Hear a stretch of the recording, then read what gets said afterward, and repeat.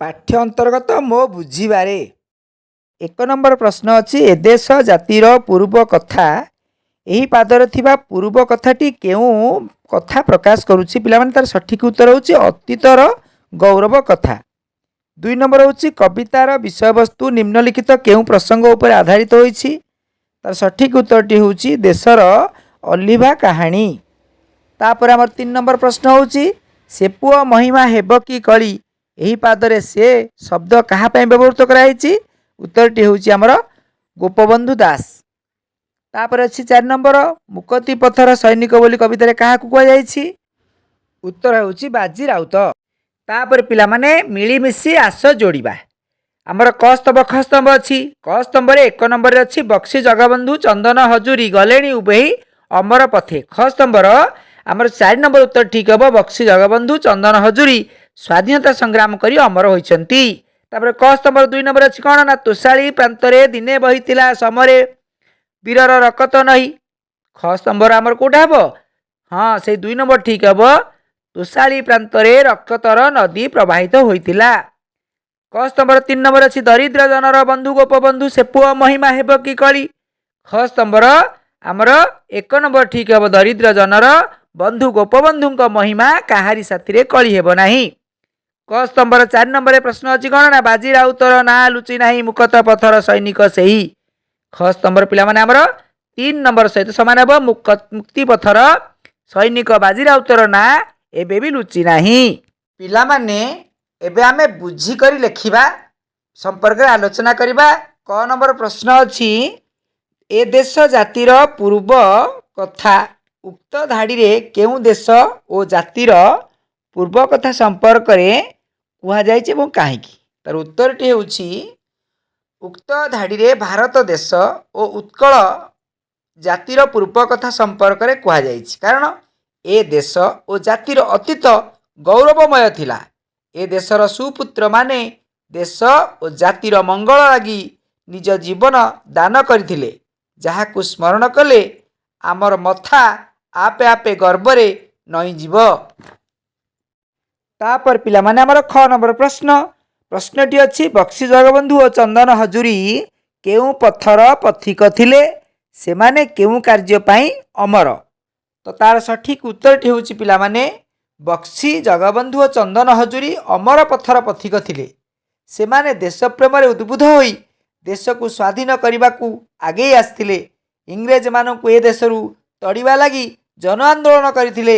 ତେଣୁ ସେମାନେ ଆଜି ଆମର ଅମର ସବୁ ଓଡ଼ିଆଙ୍କ ହୃଦୟରେ ସେମାନେ ଆଜି ବି ସ୍ଥାନ ପାଇଛନ୍ତି। ତାପରେ ପିଲାମାନେ ଆମେ ଦେଖିବା ଗ ନମ୍ବର ପ୍ରଶ୍ନ ହେଉଛି ସେ ଜାତି ଦାୟାଦ ଆମେ ତ ସରବେ ଉକ୍ତ ପଦରୁ ତୁମେ କ'ଣ ବୁଝିଲ ଲେଖ। ତାର ଉତ୍ତରଟି ହେଉଛି ପିଲାମାନେ ସେ ଜାତି ଦାୟାଦ ଆମେ ତ ସରବେ ଉକ୍ତ ପଦରୁ ଆମେ ଜାଣିଲୁ ଯେ ଆମେ ସମସ୍ତେ ସେହି ବୀର ଉତ୍କଳ ଜାତିର ଦାୟାଦ ବା ବଂଶଧର। ଏହାପରେ ପିଲାମାନେ ଆମର ଘ ନମ୍ବର ପ୍ରଶ୍ନଟି ଅଛି କବିତାରେ ଦେଶପ୍ରେମ ସମ୍ପର୍କରେ ଅନେକ କଥା ଉଲ୍ଲେଖ କରାଯାଇଛି। ତୁମେ ଦେଶପ୍ରେମ ସମ୍ପର୍କରେ ଯାହା ଜାଣ ଲେଖ। ତେବେ ଉତ୍ତରଟି ହେଉଛି କ'ଣ ନା ଦେଶପ୍ରେମ ଅର୍ଥ ଦେଶକୁ ଭଲ ପାଇବା। ଆମ ଦେଶ ଆମର ମା ପରି ତାର ସମ୍ମାନ ରକ୍ଷା କରିବା ଆମର କର୍ତ୍ତବ୍ୟ।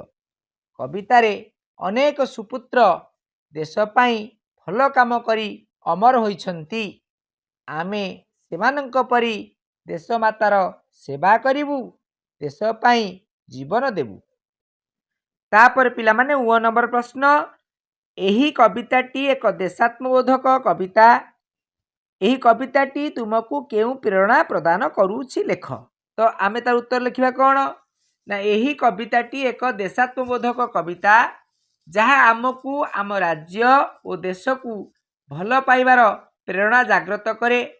ଏହି କବିତାଟି ଆମକୁ ଦେଶପ୍ରେମ ଭାବନା ପ୍ରଦାନ କରୁଛି ବା ଶିକ୍ଷା ଦେଉଛି।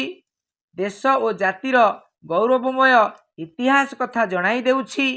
ଦେଶର ଅଲିଭା କାହାଣୀ ମନେ ପକାଇ ଦେଉଛି।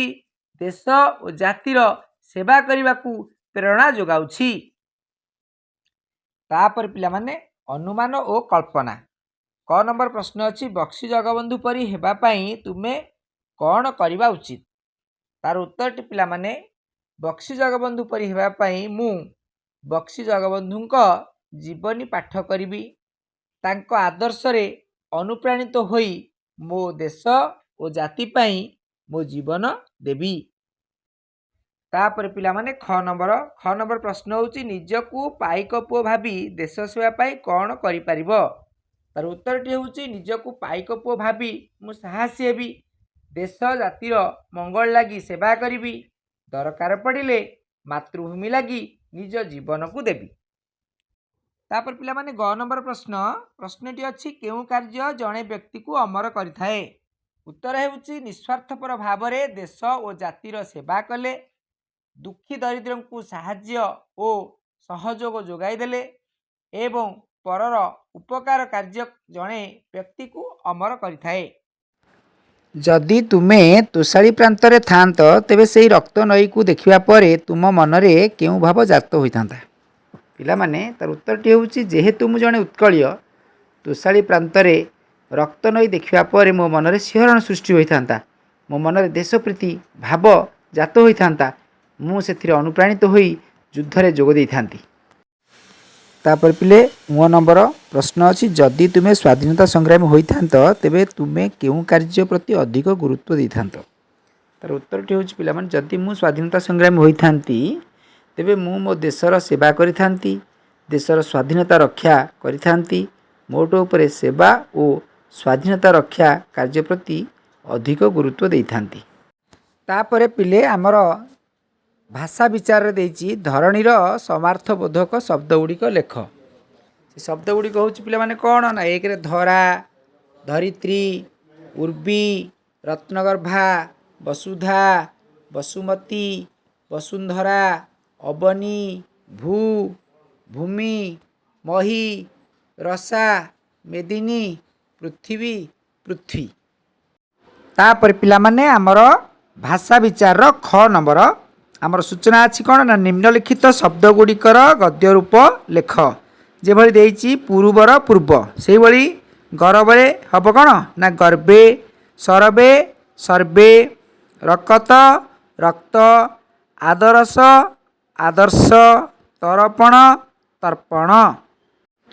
तापर पिला माने हमर ग नंबर अच्छी काल विचार एक नंबर अच्छी पाइक पुअर गरिमा जा थिला एटा अतीत काल रे अच्छी याकु आमे वर्तमान काल प्रकाश कले कौन हम ना पाइक पुअर गरिमा जा अच्छी आउ भविष्य काल हम पाइक पुअर गरिमा जा थिबो। तापर दुई नंबर अच्छी तोषाली प्रांत रे दिने बही थिला एटा अतीत काल रे अच्छी एथिरे आमे ताकू यदि वर्तमान काल प्रकाश करिबा ताले कौन हम ना तोषाली प्रांत रे एबे बहु अच्छी जदि भविष्य काल करिबा ताले तोषाली प्रांत रे दिने बहु थिबो।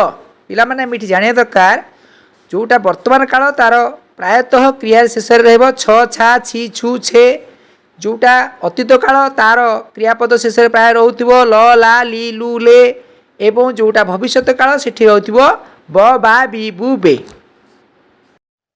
तापर पिला माने हमर घ नंबर सूचना अछि समान अर्थ बुझाउथवा शब्द अर्थ प्रति शब्द जो देइछि पुओ नई सागर एवं सैनिक तार दुईटी लेखा प्रति शब्द तल बाक्सर देइछि तो आमे बाछिबा तेणु पुओ पई अछि कौन ना पुत्र एवं सुत नई पई अछि प्रतिशब्द नईर तटिनी स्रोतस्विनी सागर रहउछि सिंधु पाराबार तापर सैनिकर अछि पिला माने जवान एवं सिपाही।